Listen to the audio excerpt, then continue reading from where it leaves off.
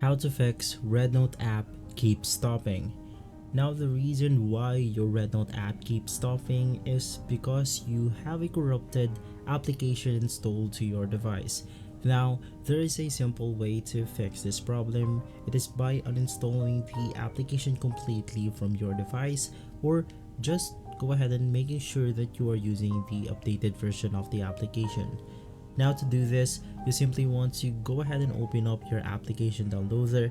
It can be the Play Store or the App Store depending on the device that you are using.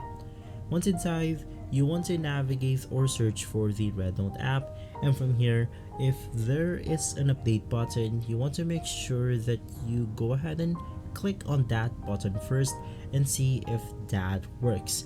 Now if not, you completely want to reinstall the application to your device. To do this, you can go ahead and click on the uninstall button, and from there this will completely erase the app data to our device, making sure that we have a complete installation right after uninstalling the app. Now if this video has been helpful, leave us a like and subscribe. I'll see you on the next one, and as always, thank you.